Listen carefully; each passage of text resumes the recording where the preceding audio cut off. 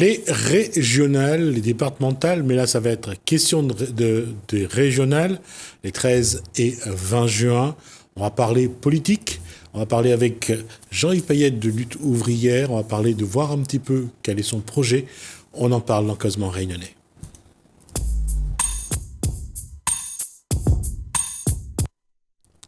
Jean-Yves Payette, bonsoir. Bonsoir. Quand on dit les régionales, c'est déjà dedans ou les politiques peaufinent leur projet? Je pense que contrairement aux autres, nous faisons de la politique en permanence en défendant les intérêts des travailleurs, c'est-à-dire ceux qui sont en emploi, ceux qui ont perdu leur emploi, ceux qui sont privés d'emploi, ceux qui sont à la retraite, et aussi, je dirais, toutes les petits planteurs, les petits artisans, les petits commerçants qui souffrent de ce système capitaliste et qui ont besoin d'une autre politique que celle qui est d'être toujours à la remorque des besoins des plus riches. Alors, je rappelle donc que vous êtes de Lutte ouvrière, c'est votre parti politique. On reviendra là-dessus juste avant. On va voir une chose, c'est le contexte. Est-ce que dans ce contexte-là, avec ce couvre-feu, si ça perdure, est-ce que vous aurez les moyens d'aller à la rencontre de la population et surtout de délivrer votre message ? Vous savez, nous sommes des travailleurs, c'est-à-dire que nous travaillons, voilà, moi je suis à 39 heures par semaine, donc c'est sur mon temps libre, contrairement aux candidats qui défendent les intérêts des patrons et qui ont des financements, qui peuvent se permettre pendant 6 mois de mener campagne. Nous, on est des militants, et ces militants-là doivent prendre donc sur leur temps personnel, doivent donner de leur temps, de leur personne, et même participer financièrement quand on se déplace ou autre, voilà. Donc c'est pas pour nous, l'élection est pour nous un moment où nous pouvons porter un peu plus haut la voix des travailleurs, leurs revendications, leurs souffrances, et je dirais les contradictions de ce système capitaliste qui veulent satisfaire en priorité les profits avant les besoins de la population. Donc on est dans cette campagne pour défendre ces idées-là. Vous êtes prêt à mener campagne sur les réseaux sociaux comme certains se préparent à le faire?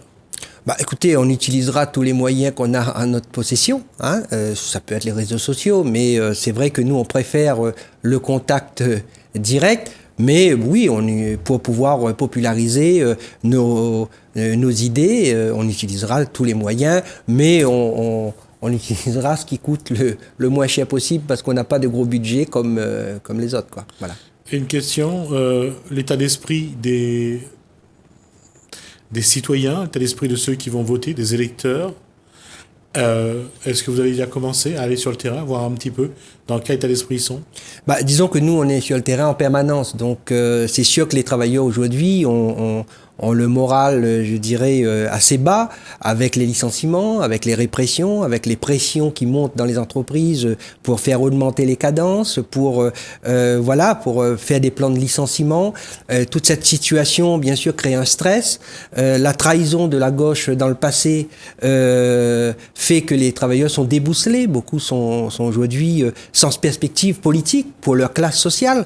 Alors que si en face, le camp du patronat, le camp de la grande bourgeoisie a un plan net, clair, celui que de dire il faut qu'on continue à s'enrichir, même dans cette période de crise. L'année dernière, je rappelle que les milliardaires ont augmenté leur richesse du mois de mars au mois de décembre, en pleine crise, de 175 milliards en France. Donc, je veux dire, ça, c'est tout ça l'attaque, en fait, qu'il y a contre les travailleurs. C'est ça qu'on veut expliquer dans ces élections, parce que, vous savez, faire un programme, un catalogue La Redoute, comme on dit toujours dans les élections, c'est bien, c'est relativement facile. Sauf que le souci, c'est de parler du fond du problème, du fond du fait que aujourd'hui, avoir des jeunes condamnés au chômage, c'est inacceptable. Avoir des pères de famille qui ont besoin d'un emploi, qui ont besoin d'un salaire correct, et qui sont privés de ce minimum vital, ça, c'est inacceptable pour nous.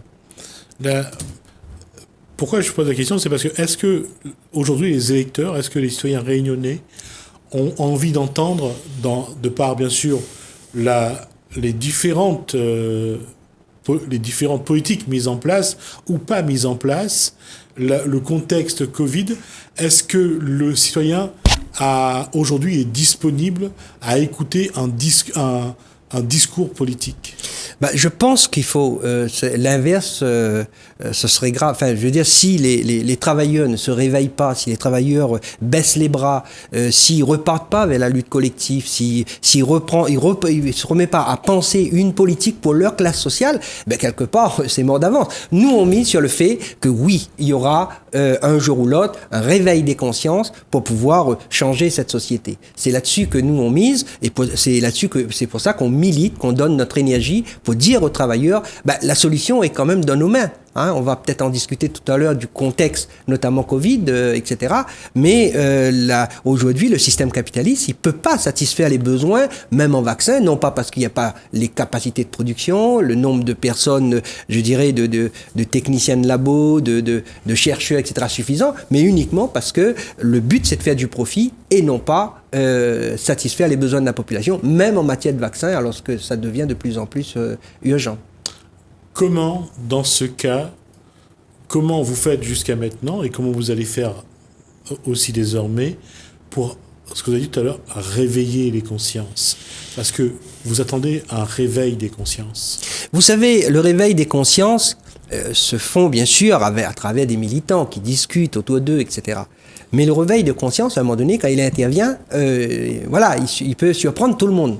Aujourd'hui, bien sûr, les politiques, la grande bourgeoisie mise sur le fait que les gens vont accepter ça vitam aeternam.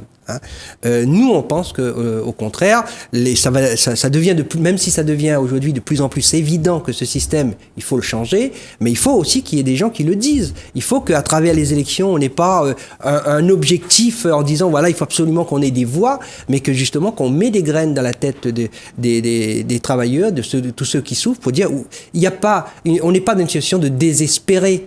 Il y a la possibilité de changer les choses assez rapidement, mais tout dépend des luttes et tout dépend des travailleurs aussi, de cette prise de conscience nécessaire pour faire que il faut arrêter avec ce système où tout est fait tout est organisé pour permettre aux plus riches de devenir plus riches, et le système ne fonctionne que si le riche devient encore plus riche. C'est-à-dire si les riches ne s'enrichissent plus, le système s'effondre. Et c'est là que toute la contradiction, c'est que vu qu'on est en situation de crise, vu que de toute façon, même avant la crise Covid, il n'y avait plus une augmentation, une croissance de la richesse, pour s'enrichir davantage, les riches sont obligés d'appauvrir le reste de la population. Et c'est là-dessus que nous, on veut qu'il y ait cette conscience-là pour pouvoir lutter contre cette situation. Comment vous allez expliquer ça? Comment vous allez démontrer ce que vous dites dans les faits jusqu'à maintenant? Il est clair que les chiffres montrent une augmentation de l'appauvrissement de la population, de plus en plus de plus en plus de personnes en situation précaire. D'ailleurs, on l'a vu avec le Covid, le nombre de personnes qui allaient faire la queue pour un colis alimentaire. Mais dans le cadre des régionales, de ce que la région peut faire, comment avoir un discours simple et clair pour que la population soit consciente à travers vous que la région peut aussi lutter justement contre la précarité, contre l'appauvrissement? Je pense que ce soit à la région, au département ou dans une municipalité, ou même au niveau de l'État, il faut que l'ensemble des budgets nécessaires disponibles soient utilisés pour justement par rapport aux besoins de la population. Bon, c'est vrai que souvent, il y a des beaux parleurs qui nous expliquent qu'ils vont faire finir la route littorale, d'autres font le tram-train, etc. Sauf que le vrai souci, c'est le contrôle de la population sur ces différents budgets. Je prends un exemple simple. La route du littoral, il fallait vraiment faire des grandes études et surtout, à mon avis, boire quelques bonnes bouteilles de vin avec des bons amis le dimanche et manger des langoustes pour arriver à une situation où le prix d'une tonne de roche vaut plus cher qu'une tonne de canne. Je veux dire, ça c'est vraiment un travailleur ne fera jamais ça. Il faut vraiment que ce soit des gens au service des plus riches, au service du patronat, pour faire ce genre de mesures. Donc, dans la réalité, toutes les grands travaux, etc., on s'aperçoit qu'une grosse partie de l'argent disponible, pas pour des profits et même des surprofits surévalués par rapport à la pression que les patrons mettent sur les différents élus. L'élu, dans la réalité, dans ce système, c'est un boy au service, et là on voit bien, un boy au service du patronat. Et il faut que justement les travailleurs soient conscients de ça pour qu'eux, ils aient leurs propres élus. Les élus qui ne soient pas au service du patronat, mais qui soient au service de la population et des travailleurs. Mais est-ce que cette population aujourd'hui est assez mature, a grandi, et que, comme on l'a vu lors du mouvement Gilets jaunes, ne manifeste pas que pour avoir un petit contrat, avoir un petit cadeau par-ci, un petit cadeau par-là? Est-ce que cette population, je ne dis pas dans toute sa globalité, parce que je m'avancerai et que ce n'est pas vrai non plus, mais il y a quand même une partie de la population qui manifeste souvent, qui est parfois dans la rue, mais c'est juste pour pouvoir qu'on leur propose un petit contrat, on leur propose un petit quelque chose, et là, surtout en 2018, lors de cet événement, les élus ont acheté beaucoup de ces gens qui ont manifesté. Bien sûr, mais vous savez, le vrai souci, c'est que pourquoi nous, malgré notre, je dirais, notre petitesse, pourquoi on maintient le cap? Pourquoi on est là? Pourquoi Arlette Laguiller, depuis 1974, Nathalie Arthaud, moi-même à La Réunion, etc., on milite? Bon. Parce que tout simplement, on est conscient de ce constat.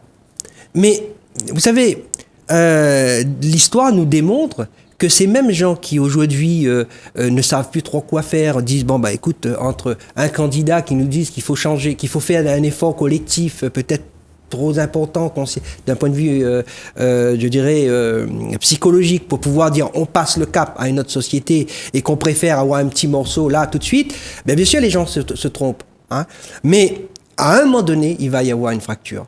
Et ce qui est important, c'est que cette politique qui ne vise pas de dire, voilà, moi je veux être élu pour aller, c'est ça, vieux camarade, disons, au mangeoire des cochons, c'est-à-dire être élu pour toucher une paye, fanfaronner, et surtout exécuter les ordres du grand patronat.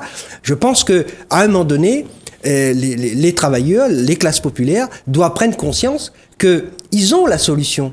Hein. Cette société, vous savez, on fête cette année le 150e anniversaire de la Commune de Paris.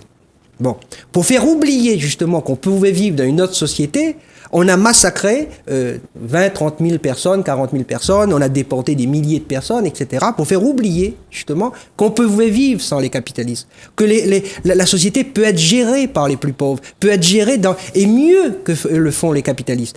Et ça, aujourd'hui, il faut qu'on reprenne conscience de ça. Qu'on reprend conscience qu'il est possible de gérer cette société. On a tous les moyens technologiques, on a tous les moyens, voilà, toute la formation nécessaire, beaucoup plus que 1871. Et si eux, ils ont pu faire ça en 1871, aujourd'hui, on peut faire quand même de manière beaucoup plus facile ce changement de société. Et je pense qu'il est important qu'aujourd'hui, de dire aux gens que oui, notre société est possible. Oui, il faut changer cette société. Oui, il faut enlever le pouvoir dans la main des capitalistes, puisque c'est une question vitale pour la grande majorité de la population. J'arrive, il y a ce discours, je l'entends, et il est d'un bon niveau, il n'y a pas à dire, mais quand vous allez, que ce soit pour le départemental ou pour les régionales, lorsque vous allez rencontrer les gens, eux, ce qu'ils vous demandent, c'est est-ce que je pourrais avoir un petit travail? Est-ce que je pourrais avoir une maison meilleure? Est-ce que je peux espérer que mon enfant aura les moyens de continuer ses études? Ça va être ça les questions auxquelles on va vous demander de répondre. Voilà. Sauf que le vrai souci, ce que nous on répond, je dirais, ça c'est des besoins vitaux. Et même ces besoins vitaux, si on reste dans le cadre de cette société, aucun élu ne pourra le satisfaire. Alors d'accord, l'élu qui est au pouvoir va essayer de faire autour de lui une clique ou faire du clientélisme, etc. D'accord, mais ça va rester limité. Le problème du chômage, le problème de l'étude gratuite, etc. Est possible aujourd'hui, mais à condition que les richesses qui sont créées soient utilisées pour ça. Vous savez, dans le cas du Covid, on fait le confinement comme on faisait au Moyen-Âge, etc. Parce que, en fait, on ne met pas les moyens. On n'est pas les moyens pour les hôpitaux. On met pas. J'écoutais des spécialistes pour dire voilà, au niveau des hôpitaux, ce qu'il faudrait, c'est au lieu de confiner tout le monde, c'est de permettre notamment non seulement la vaccination, hein, on reviendra dessus, mais permettre justement à ce que dès les débuts de symptômes, on puisse prendre en charge pour éviter des complications. Ben voilà, on fait pas ça parce que ben oui, ça demanderait à ce que les 100 milliards qu'on a donnés aux entreprises soient utilisés peut-être pour les hôpitaux. Donc c'est cette contradiction, hein, qui entraîne, je dirais que c'est une question de vie de mort. Il y a quand même des centaines, des milliers de personnes. Je crois qu'en France, on a passé les 90 000 morts. Bon, à La Réunion, je ne sais plus combien on en est, mais il y a encore, ce matin, j'apprenais avec les collègues des personnes de notre connaissance qui sont décédées du Covid. Donc, c'est pas un fantasme. Mais la gestion même de la santé, elle est faite d'un point de vue des capitalistes. Et c'est ça qui est grave. Aujourd'hui, les États qui ont arrosé pour pouvoir fabriquer le vaccin ne pensent même pas à obliger ceux qui ont mis un brevet sur ces vaccins-là de lever ce brevet et de permettre à la fabrication massive de ce vaccin. Voilà. Et ensuite, on peut partir dans tous les sens. Moi, je suis pas pour que toutes les personnes soient vaccinées, dans le sens où ça peut avoir des conséquences psychologiques. Si quelqu'un a peur, on va pas l'obliger. Mais là, on n'a pas trop d'autres solutions, hein. Et en tout cas, ceux qui veulent se faire vacciner, moi, ce que je vois, c'est surtout que dans tous les pays riches, on essaye de vacciner, hein. Et d'ailleurs, ça risque de nous retourner comme un boomerang dans les dents, puisqu'en ne vaccinant pas dans les pays pauvres aussi, hein, on va permettre à des mutations, on ne sait pas ce que ça va donner. Voilà, c'est cette gestion capitaliste-là, même de la santé, qu'il faut remettre en cause. Vous parlez que les gens vont demander à mettre en place, par exemple, un logement. Bon, aujourd'hui, dans un pays comme à La Réunion, poser le problème. Construire les 10, 30, 15, les 30, 40 000 logements nécessaires à La Réunion, mais c'est un détail. On a à la fois les financements, on peut voir comment aménager au niveau du territoire, on a les chômeurs qualifiés pour le faire. Où est le problème ? Le problème, c'est que si on construit suffisamment de logements pour tous, ça va faire chuter le prix de logement. C'est ça la réalité. Et bien là aussi, parce que c'est l'intérêt des capitalistes, parce que c'est l'intérêt des promoteurs immobiliers, etc., qu'on ne va pas le faire. Eh bien oui, si la personne qui souhaite avoir un logement, et un logement pour tous, moi, je ne veux pas promettre un logement pour une personne en particulier, hein. Je peux lui dire, fais comme tout le monde, inscris et attends ton tour. Mais je sais que ce n'est pas ça qu'il attend. Mais s'il veut vraiment défendre l'intérêt de ses enfants, de ses petits-enfants un jour, c'est cette politique qu'il faut faire appliquer. Oui, j'entends. Et ça, la région, aussi bien la région que le département, on peut quand même, avec les fonds de l'État, le faire tout de suite et avoir un programme sur 5 ans et résoudre le problème en 5 ans. Sauf qu'ils ne le feront pas parce que le problème, c'est qu'il faudra quand même penser aux capitalistes et les arroser quand même. Pas seulement. Il y a aussi un fait en politique. On identifie un problème, on a les moyens, mais il y a une chose qui est vraie, c'est qu'on prend le temps pour résorber ce problème, pour apporter une solution. Et pendant une élection, on va faire ça, et la suite, vous l'aurez à la prochaine élection.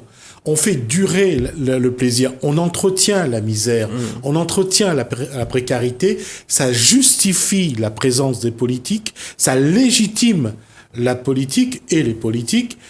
À quel moment on va arrêter d'utiliser la misère, la faim, contre les populations les plus faibles? Et comment les politiques, dans cette élection-là, et Lutte ouvrière aussi qui a une posture, une démarche, comment faire justement pour qu'on arrête d'utiliser la misère contre les plus faibles? Je dirais qu'il faut que la misère se révolte. Et il n'y a pas d'autre solution. Il faut que cette misère exige. Il faut que cette misère prenne conscience que justement, quelque part, j'allais dire qu'on fout un peu de leur gueule, mais c'est la réalité, hein. C'est ce que vous dites là, c'est exactement la réalité. Mais ça ne va pas se résoudre à travers une élection. Hein, nous, on n'a pas la prétention de dire qu'il suffit qu'on est élu pour résoudre le problème. Je pense que justement, il faut que aujourd'hui, vous savez, si en 1871, même il y a 150 ans de ça, on disait oui, tout le monde doit savoir ce qui se passe, ce qu'on fait avec l'argent public, etc. Bon, comment ça se fait qu'aujourd'hui, on n'est pas les plus pauvres justement, n'ait pas accès à tout ça et en permanence. Aujourd'hui, le fait qu'on n'a pas, je dirais, une baisse de l'intérêt aux politiques, hein, à la vraie politique. C'est parce que tout simplement, on fait une cuisine entre élus, entre petits copains, qu'on mange ensemble le samedi, le dimanche, etc. Le vrai problème, c'est que il faut que les classes populaires, il faut que les travailleurs interviennent et mettent justement leurs propres revendications en avant. Et exigent des politiques à ce que, justement, ce soit pas l'intérêt des capitalistes qui passe avant, mais ce soit l'intérêt, justement, de la population. Et je pense qu'on est dans un pays riche sur ce plan-là. On a largement les moyens de résoudre un plan de 5 ans. Parce que quand vous dites que il faut du temps, non, pas en matière de logement. On a suffisamment d'architectes, on a suffisamment d'études, on a suffisamment de compétences, de maçons, de manœuvres maçons, etc. pour construire rapidement ces logements nécessaires. Mais ça se fera pas pour la simple raison, c'est que les intérêts des capitalistes primeront sur le besoin, je dirais, en logement de ceux qui souffrent aujourd'hui du manque de logement. Jean-Yves Payette, on arrive à la fin de cet échange. Je vais poser une dernière question. Lutte ouvrière avec Jean-Yves Payette, c'est vraiment ce réveil de conscience qu'il est nécessaire aujourd'hui de faire. Je pense que ce qu'on a toujours dit dans les élections, il y a ce réveil de conscience, il y a cette nécessité de lutte, hein, par rapport aux revendications, et puis il faut changer cette société. Je veux dire, on peut pas continuer à permettre à ce que les milliardaires s'enrichissent davantage, que tout est orienté vers ce que les investisseurs éventuels ont à attendre des futurs profits pour les aider, etc. Je pense que tout l'argent public doit être orienté par rapport aux besoins immédiats de la population. Merci Jean-Yves Payette, donc de Lutte ouvrière, pour cette information. Je rappelle donc que vous allez conduire une liste au régional, la liste donc de Lutte ouvrière, et on aura l'occasion. Il n'y aura que des travailleurs et des chômeurs, etc. sur cette liste, et parce que nous on pense que les travailleurs doivent défendre eux-mêmes leur politique. Donc on aura l'occasion de voir avec vous en profondeur un petit peu le programme que vous allez développer tout au long de cette campagne. Merci à vous. Merci. Merci Jean-Yves Payette donc pour ces informations. Merci à la responsable de Lutte ouvrière. Merci à vous de nous avoir suivis. Merci Hélène, merci François. Je vous dis à bientôt.